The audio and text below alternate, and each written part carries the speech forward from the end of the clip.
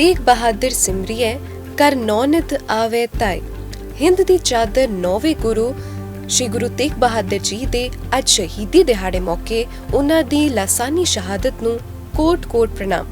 बच्चिआं नूं जरूर सुनाओ इस महान शहादत दी दास्तान।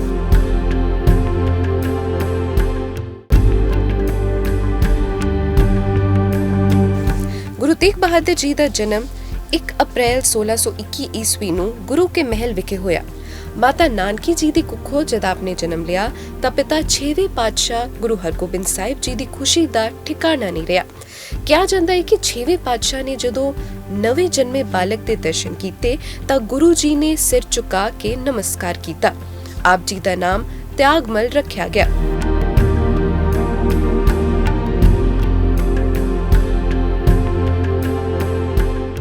बचपन तो ही आप बड़े सहज ਅਤੇ शांत सुभाਅ ਦੇ मालक रहे।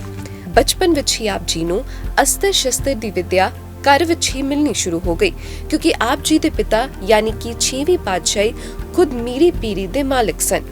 इस दे नाल ही आप जी ਲਈ ਸਿੱਖਿਆ ਦਾ ਵੀ ਇੰਤਜ਼ਾਮ ਕੀਤਾ ਗਿਆ, ਪਰ ਆਪ ਬਚਪਨ ਤੋਂ ਹੀ ਸਿਦਕ ਅਤੇ ਸਿਰੜ ਦੇ ਧਾਰਨੀ ਰਹੇ।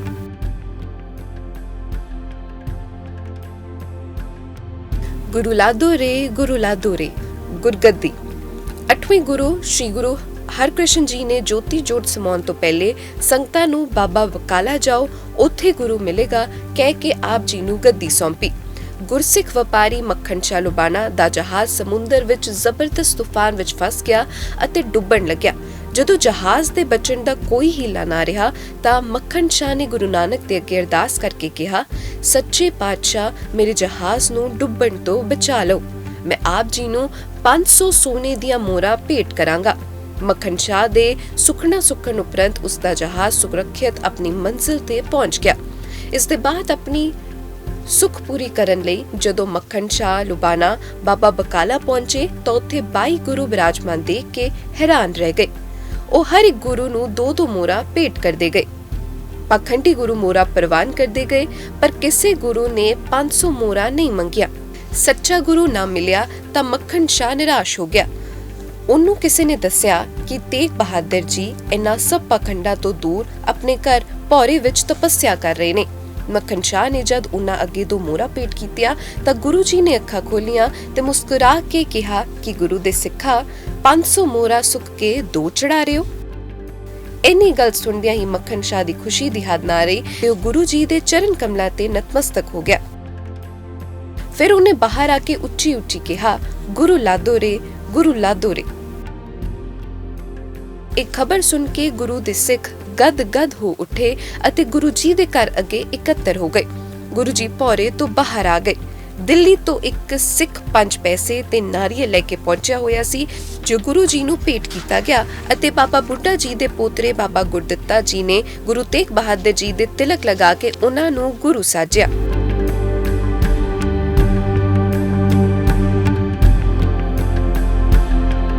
त्यागमल तो गुरु तेग बहादुर। आप जी ने 13 साल ਦੀ ਉਮਰ ਵਿੱਚ ਗੁਰੂ ਹਰਗੋਬਿੰਦ ਸਾਹਿਬ ਜੀ ਦੇ ਨਾਲ ਮੁਗਲਾਂ ਨਾਲ ਚੌਥੀ ਜੰਗ ਵਿਚਾਲੇ ਉਹ ਜੌਹਰ ਦਿਖਾਏ ਕਿ ਦੁਸ਼ਮਣਤਾ ਕੀ ਗੁਰੂ ਪਿਤਾ ਖੁਦ ਵੀ ਅਸ਼ਸ਼ ਕਰ ਉੱਠੇ ਤੇ ਇਹਨਾਂ ਦਾ ਨਾਂ ਤਿਆਗਮਲ ਤੋਂ ਤੇਗ ਬਹਾਦਰ ਰੱਖ ਦਿੱਤਾ ਗਿਆ। ਜੰਗ ਵਾਲੀ ਥਾਂ ਤੇ ਜ਼ਬਰਦਸਤ ਖੂਨ ਖਰਾਬੇ ਤੋਂ ਸ਼੍ਰੀ ਗੁਰੂ ਤੇਗ ਬਹਾਦਰ ਜੀ ਦੇ ਵਿਰਾਗੀ ਮਨ ਤੇ ਡੂੰਘਾ ਪ੍ਰਭਾਵ ਪਿਆ ਅਤੇ ਉਹਨਾਂ ਦਾ ਮਨ ਅਧਿਆਤਮਕ ਚਿੰਤਨ ਵੱਲ ਹੋਇਆ। ਉਹਨਾਂ ਨੇ 20 ਸਾਲ ਤੱਕ ਬਾਬਾ ਬਕਾਲਾ ਵਿਖੇ ਤਪੱਸਿਆ ਕੀਤੀ, ਜਿੱਥੇ ਮੱਖਣ ਸ਼ਾਹ ਲੁਬਾਨਾ ਨੇ ਆਪਣੀ ਸੁਖਨਾ ਪੂਰੀ ਕਰਨ ਸਮੇਂ ਗੁਰੂ ਲਾਦੋ ਰੇ ਪੁਕਾਰ ਕੇ ਸੱਚਾ ਗੁਰੂ ਲੱਭਿਆ। ਕਿਰਤਪੁਰ ਸਾਹਿਬ ਤੋਂ 5 ਮੀਲ ਦੂਰ ਪਿੰਡ ਮੱਖੋਵਾਲ ਨਜ਼ਦੀਕ ਗੁਰੂ ਸਾਹਿਬਾਨ ਨੇ ਜ਼ਮੀਨ ਖਰੀਦੀ ਅਤੇ ਉੱਤੇ ਨਵਾਂ ਨਗਰ ਵਸਾਇਆ, ਜਿਸ ਦਾ ਨਾਂ ਉਹਨਾਂ ਨੇ ਆਪਣੇ ਮਾਤਾ ਜੀ ਦੇ ਨਾਂ ਤੇ ਚੱਕ ਨਾਨਕੀ ਰੱਖਿਆ। ਇਤਿਹਾਸਕਾਰ ਦੱਸਦੇ ਹਨ ਕਿ ਇਹ ਜ਼ਮੀਨ ਬਿਲਾਸਪੁਰ ਦੇ ਰਾਜਾ ਦੀਪ ਚੰਦ ਤੋਂ ਲਈ ਗਈ ਸੀ। 1665 ਤੋਂ ਚੱਕ ਨਾਨਕੀ ਨੂੰ ਹੀ ਅਨੰਦਪੁਰ ਸਾਹਿਬ ਵਜੋਂ ਜਾਣਿਆ ਜਾਂਦਾ ਹੈ, ਜਿਸ ਨੂੰ ਖਾਲਸੇ ਦੀ ਜਨਮ ਭੂਮੀ ਵੀ ਕਿਹਾ ਜਾਂਦਾ ਹੈ। ਬਾਅਦ ਦੇ ਵਿੱਚ ਹੀ ਇੱਥੇ ਦਸਮ ਪਾਤਸ਼ਾਹ ਸਾਹਿਬ ਕਮਾਲ ਸ਼੍ਰੀ ਗੁਰੂ ਗੋਬਿੰਦ ਸਿੰਘ ਜੀ ਨੇ ਖਾਲਸਾ ਪੰਥ ਦੀ ਸਾਜਨਾ ਕੀਤੀ ਸੀ। ਗੁਰੂ ਸਾਹਿਬ ਦਾ ਗ੍ਰਹਿਸਥ ਜੀਵਨ। ਆਪ ਜੀ ਦਾ ਵਿਆਹ ਕਰਤਾਰਪੁਰ ਨਿਵਾਸੀ ਸ਼੍ਰੀ ਲਾਲ ਚੰਦ ਦੀ ਪੁੱਤਰੀ ਮਾਤਾ ਗੁਜਰੀ ਜੀ ਨਾਲ ਹੋਇਆ, ਜਿਨ੍ਹਾਂ ਦੀ ਕੁੱਖੋਂ 22 ਦਸੰਬਰ 1666 ਵਿੱਚ ਵਿਵਾਹ ਤੋਂ ਤਕਰੀਬਨ 34 ਸਾਲ ਮਗਰੋਂ ਗੋਬਿੰਦ ਰਾਏ ਦਾ ਜਨਮ ਹੋਇਆ, ਜੋ 10ਵੇਂ ਪਾਤਸ਼ਾਹ ਸ਼੍ਰੀ ਗੁਰੂ ਗੋਬਿੰਦ ਸਿੰਘ ਜੀ ਬਣੇ। ਇਸ ਪਿੱਛੋਂ 10 ਸਾਲ ਆਪ ਜੀ ਕੀਰਤਪੁਰ ਸਾਹਿਬ ਰਹੇ। ਗੁਰੂ ਹਰਗੋਬਿੰਦ ਸਾਹਿਬ ਦੇ ਜੋਤੀ ਜੋਤ ਸਮਾਉਣ ਤੋਂ ਪਿੱਛੋਂ ਆਪਣੀ ਪਤਨੀ ਤੇ ਮਾਤਾ ਨਾਨਕੀ ਸਮੇਤ ਆਪ ਜੀ ਨੇ ਬਾਬਾ ਬਕਾਲਾ ਨਿਵਾਸ ਕਰ ਲਿਆ। ਬਕਾਲਾ ਆਪ ਜੀ ਦਾ ਨਾਨਕਾ ਪਿੰਡ ਸੀ। ਇਸੇ ਦੌਰਾਨ ਦਿੱਲੀ ਦੇ ਤਖਤ ਤੇ ਔਰੰਗਜ਼ੇਬ ਦਾ ਰਾਜ ਕਾਇਮ ਹੋ ਗਿਆ, ਜਿਸ ਦੇ ਜ਼ਬਰ ਤੇ ਜ਼ੁਲਮ ਤੋਂ ਲੋਕ ਬਹੁਤ ਹੀ ਦੁਖੀ ਸਨ।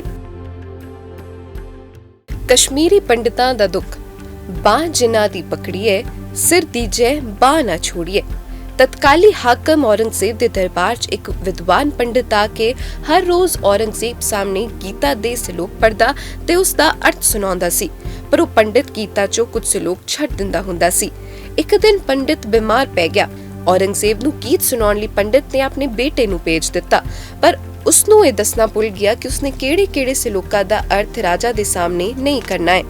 ਪੰਡਿਤ ਦੇ ਬੇਟੇ ਨੇ ਜਾ ਕੇ ਔਰੰਗਜ਼ੇਬ ਨੂੰ ਪੂਰੀ ਗੀਤਾ ਦਾ ਅਰਥ ਸੁਣਾ ਦਿੱਤਾ।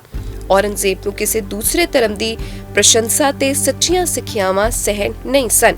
ਔਰੰਗਜ਼ੇਬ ਨੇ ਕਸ਼ਮੀਰ ਦੇ ਗਵਰਨਰ ਇਫਤਿਕਾਰ ਖਾਂ ਉਰਫ ਜ਼ਾਲਿਮ ਖਾਂ ਨੂੰ ਕਿਹਾ ਕਿ ਸਾਰੇ ਪੰਡਤਾਂ ਨੂੰ ਇਸਲਾਮ ਧਰਮ ਅਪਣਾਉਣ ਲਈ ਕਿਹਾ ਜਾਵੇ। ਗਵਰਨਰ ਨੇ ਕਸ਼ਮੀਰੀ ਪੰਡਤਾਂ ਨੂੰ ਇਸਲਾਮ ਧਰਮ ਅਪਣਾਉਣ ਲਈ ਕਿਹਾ, ਜੇਕਰ ਉਹ ਅਜਿਹਾ ਨਹੀਂ ਕਰਦੇ ਤਾਂ ਸਾਰਿਆਂ ਨੂੰ ਮੌਤ ਦੇ ਘਾਟ ਉਤਾਰਿਆ ਜਾਵੇਗਾ। ਇਸ ਦੇ ਬਾਅਦ ਸਾਰੇ ਪੰਡਤ ਸ਼੍ਰੀ ਗੁਰੂ ਤੇਗ ਬਹਾਦਰ ਜੀ ਕੋਲ ਆਏ ਅਤੇ ਸਾਰਾ ਬਿਰਤਾਂਤ ਸੁਣਾਇਆ ਅਤੇ ਉਹਨਾਂ ਨੇ ਔਰੰਗਜ਼ੇਬ ਦੇ ਜ਼ੁਲਮਾਂ ਤੇ ਕਸ਼ਮੀਰੀ ਪੰਡਤਾਂ ਨੂੰ ਬਚਾਉਣ ਦਾ ਪੱਤਰ ਗੁਰੂ ਜੀ ਨੂੰ ਦਿੱਤਾ।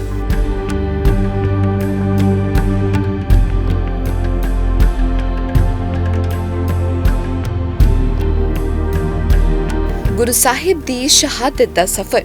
ਸ਼੍ਰੀ ਗੁਰੂ ਤੇਗ ਬਹਾਦਰ ਜੀ ਨੇ ਪੰਡਤਾਂ ਦਾ ਦੁਖੀ ਬਿਰਤਾਂਤ ਸੁਣਿਆ ਤੇ ਪੰਡਤਾਂ ਨੂੰ ਕਿਹਾ ਕਿ ਤੁਸੀਂ ਜਾ ਕੇ ਜ਼ਾਲਿਮ ਖਾਨ ਨੂੰ ਕਹਿ ਦਿਓ ਕਿ ਜੇਕਰ ਸ਼੍ਰੀ ਗੁਰੂ ਤੇਗ ਬਹਾਦਰ ਜੀ ਨੇ ਇਸਲਾਮ ਧਰਮ ਕਬੂਲ ਕਰ ਲਿਆ ਤੇ ਉਹਨਾਂ ਦੇ ਬਾਅਦ ਅਸੀਂ ਵੀ ਇਸਲਾਮ ਧਰਮ ਨੂੰ ਅਪਣਾ ਲਵਾਂਗੇ, ਅਤੇ ਜੇਕਰ ਤੁਸੀਂ ਗੁਰੂ ਤੇਗ ਬਹਾਦਰ ਜੀ ਨੂੰ ਇਸਲਾਮ ਧਾਰਨ ਨਾ ਕਰ ਸਕੇ ਤਾਂ ਅਸੀਂ ਵੀ ਇਸਲਾਮ ਧਰਮ ਧਾਰਨ ਨਹੀਂ ਕਰਾਂਗੇ। ਇਹ ਗੱਲ ਔਰੰਗਜ਼ੇਬ ਤੱਕ ਪਹੁੰਚੀ ਤਾਂ ਉਹ ਗੁੱਸੇ 'ਚ ਆ ਗਿਆ ਅਤੇ ਉਸਨੇ ਸ਼੍ਰੀ ਗੁਰੂ ਤੇਗ ਬਹਾਦਰ ਸਾਹਿਬ ਜੀ ਨੂੰ ਬੰਦੀ ਬਣਾਉਣ ਦੇ ਹੁਕਮ ਦੇ ਦਿੱਤੇ। 1665 ਸ਼੍ਰੀ ਗੁਰੂ ਤੇਗ ਬਹਾਦਰ ਜੀ ਅਤੇ ਉਹਨਾਂ ਦੇ 3 ਪੈਰੋਕਾਰਾਂ ਭਾਈ ਮਤੀ ਦਾਸ ਜੀ, ਭਾਈ ਦਿਆਲ ਦਾਸ ਜੀ ਤੇ ਭਾਈ ਸਤੀ ਦਾਸ ਜੀ ਨੂੰ ਬੰਦੀ ਬਣਾਇਆ ਗਿਆ। ਜੇਲ੍ਹ 'ਚ ਵੀ ਕਾਜ਼ੀ ਨੇ ਸ਼੍ਰੀ ਗੁਰੂ ਤੇਗ ਬਹਾਦਰ ਜੀ ਨੂੰ ਪੇਸ਼ਕਸ਼ ਦਿੱਤੀ ਕਿ ਤੁਸੀਂ ਇਸਲਾਮ ਪ੍ਰਵਾਨ ਕਰਕੇ ਆਪਣੀ ਜਾਨ ਬਚਾ ਸਕਦੇ ਹੋ, ਨਹੀਂ ਤਾਂ ਤੁਹਾਡਾ ਸਿਰ ਕਲਮ ਕਰ ਦਿੱਤਾ ਜਾਵੇਗਾ। ਉਸ ਸਮੇਂ ਧਿਆਨ ਧਾਰੀ ਬੈਠੇ ਗੁਰੂ ਜੀ ਨੇ ਸਿਰ ਹਿਲਾ ਕੇ ਇਸਲਾਮ ਮੰਨਣ ਤੋਂ ਨਾ ਕਰ ਦਿੱਤੀ। ਜਦੋਂ ਇਹ ਖਬਰ ਔਰੰਗਜ਼ੇਬ ਤੱਕ ਪਹੁੰਚੀ ਤਾਂ ਉਹ ਅੱਗ ਬਬੂਲਾ ਹੋ ਗਿਆ। ਗੁਰੂ ਤੇਗ ਬਹਾਦਰ ਜੀ ਦੀ ਸ਼ਹਾਦਤ। ਸੀਸ ਦਿਆ ਪਰ ਸਿਰ ਨਾ ਦਿਆ। ਸ਼੍ਰੀ ਗੁਰੂ ਤੇਗ ਬਹਾਦਰ ਜੀ ਨੂੰ ਡਰਾ ਕੇ ਇਸਲਾਮ ਪ੍ਰਵਾਨ ਕਰਵਾਉਣ ਲਈ ਉਹਨਾਂ ਦੇ 3 ਪੈਰੋਕਾਰਾਂ ਭਾਈ ਮਤੀ ਦਾਸ ਜੀ, ਭਾਈ ਦਿਆਲ ਦਾਸ ਜੀ ਅਤੇ ਭਾਈ ਸਤੀ ਦਾਸ ਜੀ ਨੂੰ ਉਹਨਾਂ ਦੀਆਂ ਅੱਖਾਂ ਦੇ ਸਾਹਮਣੇ ਵੱਖ-ਵੱਖ ਢੰਗਾਂ ਨਾਲ ਸ਼ਹੀਦ ਕੀਤਾ ਗਿਆ। ਭਾਈ ਮਤੀ ਦਾਸ ਜੀ ਨੂੰ ਆਰੇ ਨਾਲ ਚੀਰ ਦਿੱਤਾ ਗਿਆ। ਭਾਈ ਸਤੀ ਦਾਸ ਜੀ ਨੂੰ ਰੂਚ ਲਪੇਟ ਕੇ ਅਗਨ ਭੇਟ ਕਰ ਦਿੱਤਾ ਗਿਆ। ਭਾਈ ਦਿਆਲਾ ਜੀ ਨੂੰ ਉਬਲਦੀ ਦੇਗ ਵਿੱਚ ਪਾ ਕੇ ਸ਼ਹੀਦ ਕਰ ਦਿੱਤਾ ਗਿਆ ਅਤੇ ਕਿਹਾ ਕਿ ਉਹਨਾਂ ਦਾ ਵੀ ਇਹੀ ਹਾਲ ਹੋਣ ਵਾਲਾ ਹੈ, ਪਰ ਸ਼੍ਰੀ ਗੁਰੂ ਤੇਗ ਬਹਾਦਰ ਜੀ ਆਪਣੇ ਬਚਨ ਤੇ ਅਟਲ ਰਹੇ। ਇਸ ਦੇ ਬਾਅਦ 1675 ਚ ਜ਼ਾਲਿਮ ਹਾਕਮ ਔਰੰਗਜ਼ੇਬ ਨੇ ਦਿੱਲੀ ਦੇ ਚਾਂਦਨੀ ਚੌਂਕ ਸ਼੍ਰੀ ਗੁਰੂ ਤੇਗ ਬਹਾਦਰ ਜੀ ਨੂੰ ਸ਼ਹੀਦ ਕਰ ਦਿੱਤਾ। ਅੱਜ ਉਸ ਸਥਾਨ ਤੇ ਗੁਰਦੁਆਰਾ ਸੀਸਗੰਜ ਸਾਹਿਬ ਹੈ, ਜੋ ਹਿੰਦੂ ਸਿੱਖ ਭਾਈਚਾਰੇ ਦੀ ਜਿਉਂਦੀ ਜਾਗਦੀ ਮਿਸਾਲ ਹੈ। ਹਿੰਦ ਦੀ ਚਾਦਰ। ਗੁਰੂ ਜੀ ਨੂੰ ਸ਼ਹੀਦ ਕੀਤੇ ਜਾਣ ਦੇ ਬਾਅਦ ਉਹਨਾਂ ਦਾ ਸੀਸ ਭਾਈ ਜੈਤਾ ਜੀ ਆਪਣੇ ਘਰ ਲੈ ਗਏ।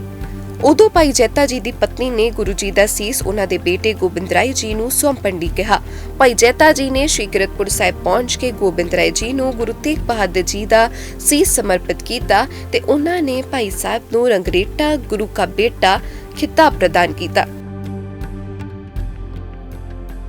ਬਾਅਦ ਵਿੱਚ ਅਨੰਦਪੁਰ ਸਾਹਿਬ ਵਿਖੇ ਗੁਰੂ ਸਾਹਿਬ ਦੇ ਸੀਸ ਦਾ ਅੰਤਿਮ ਸੰਸਕਾਰ ਕੀਤਾ ਗਿਆ। ਇਸੇ ਤਰ੍ਹਾਂ ਭਾਈ ਲੱਖੀ ਸ਼ਾਹ ਵਰਜਾਨਾ ਜੀ ਕਿਸੇ ਤਰ੍ਹਾਂ ਦਿੱਲੀ ਤੋਂ ਗੁਰੂ ਸਾਹਿਬ ਦਾ ਧੜ ਲਿਆਉਣ 'ਚ ਸਫਲ ਹੋ ਗਏ।